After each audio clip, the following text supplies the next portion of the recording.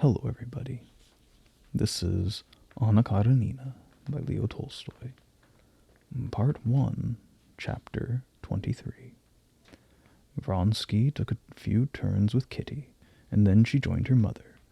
And after a word or two with the Countess Nordstone, Vronsky came back to get her for the first quadrille.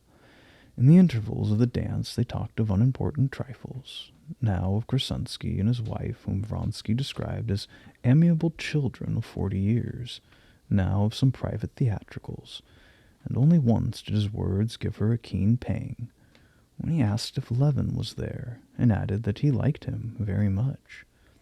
But Kitty counted little on the quadrille. It was the mazurka which she waited for, with a violent beating of her heart. She had been told that the mazurka was generally settled all such questions. Though Vronsky did not ask her during the quadrille, she felt sure that she would be selected as his partner for the mazurka as in all preceding balls. She was so sure of it that she refused 5 invitations, saying that she was engaged. This whole ball, even to the last quadrille, seemed to Kitty like a magical dream, full of flowers, of joyous sounds, of movement. She did not cease to dance until her strength began to fail, and then she begged to rest a moment. But in dancing the last quadrille with one of those tiresome men whom she found it impossible to refuse, she found herself vis-à-vis to Vronsky and Anna. Kitty had not fallen in with Anna since the beginning of the ball, and now she suddenly seemed to her in another new and unexpected light. She seemed laboring under an excitement such as Kitty herself had experienced, that of success which seemed to intoxicate her as though she had partaken too freely of wine. Kitty understood the sensation and recognized the symptoms in Anna's brilliant and animated eyes, her joyous and triumphant smile, her parted lips, and her harmonious and graceful movements. Who has caused it, she asked herself, all or one? She would not come to the aid of her unhappy partner, who was struggling to renew the broken thread of conversation, and though she submitted with apparent good grace to the loud orders of Krasunsky, shouting "Ladies' chain" and "all hands around," she watched her closely, and her heart oppressed her more and more. No, it is not the approval of the crowd which has so intoxicated her, but the admiration of the one. Who is it? Can it be he? Every time that Vronsky spoke to Anna, her eyes sparkled and a smile of happiness parted her ruby lips. She seemed anxious to hide this joy, but nevertheless happiness was painted on her face. Can it be he? Thought Kitty. She looked at him and was horror-struck. The sentiments were reflected on Anna's face as in a mirror, were also visible on his.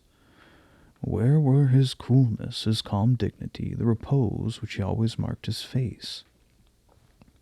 Now, as he addressed his partner, his head bent as though he were ready to worship her, and his look expressed at once humility and passion, as though it said, "I would not offend you. I would save my heart, and how can I?" Such was the expression as his face, and she had never before seen it in him. Their conversation was made up of trifles, and yet Kitty felt that every trifling word decided her fate. Strange as it might seem, they too, in jesting about Ivan Ivanitch's droll French and of Miss Oletska's marriage, found in every word a peculiar meaning which they understood as well as Kitty. In the poor girl's mind, the ball, the whole evening, everything seemed enveloped in mist. Only the force of her education sustained her and enabled her to do her duty, that is to say, to dance, to answer questions, and even to smile.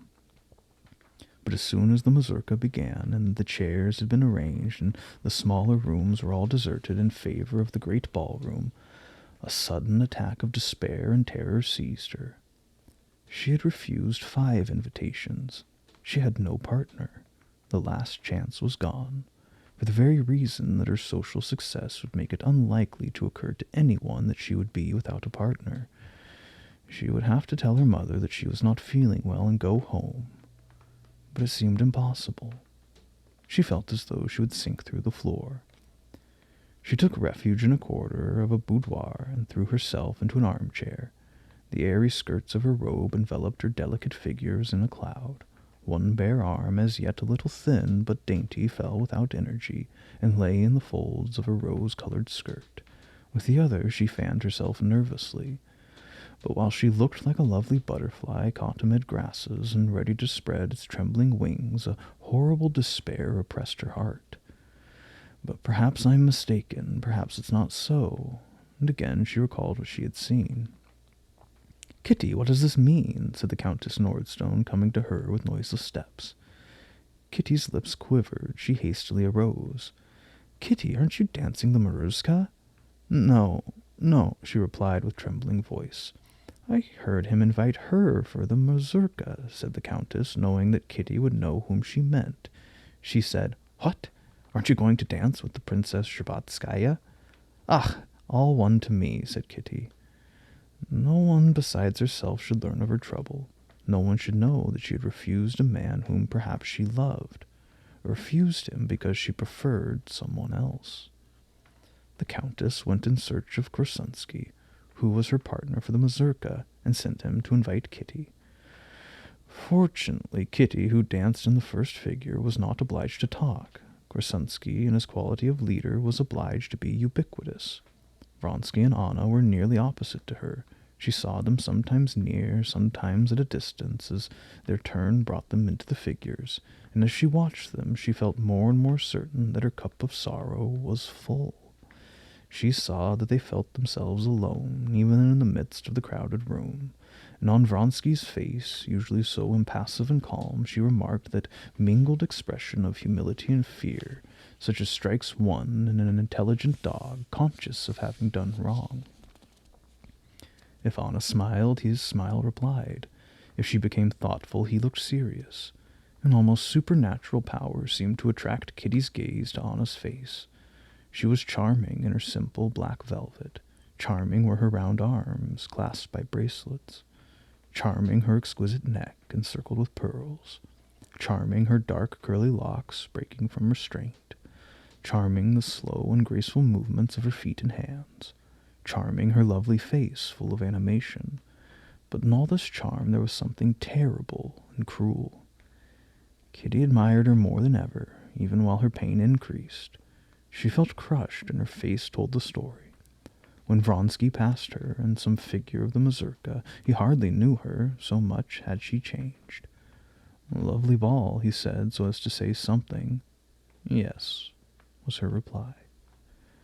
Towards the middle of the mazurka, in a complicated figure recently invented by Korsunsky, Anna was obliged to leave the circle and call out 2 gentlemen and 2 ladies.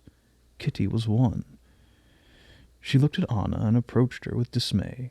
Anna, half shutting her eyes, looked at her with a smile and pressed her hand. Then, noticing the expression of melancholy surprise on Kitty's face, she turned to the other lady and began to talk to her in animated tones. "Yes, there's some terrible, almost infernal attraction about her," said Kitty to herself. Anna did not wish to remain to supper, but the host insisted. "Do stay, Anna Arkadyevna," said Korsunsky, touching her on the arm. "Such a cotillion I have in mind, en bijou." And the master of the house, looking on with a smile, encouraged his efforts to detain her. "No, I cannot stay," said Anna, also smiling. But in spite of her smile, the 2 men understood by the determination in her voice that she would not stay. "No, for I have danced here in Moscow at the single ball more than all winter in Petersburg." And she turned towards Vronsky, who was standing near her. "One must rest after a journey." "And so you must go back tomorrow?" he said. "Yes, I think so," replied Anna, as though surprised at the boldness of his question. But while she was speaking to him, the brilliancy of her eyes and her smile set his heart on fire. Anna Arkadyevna did not stay for supper, but took her departure.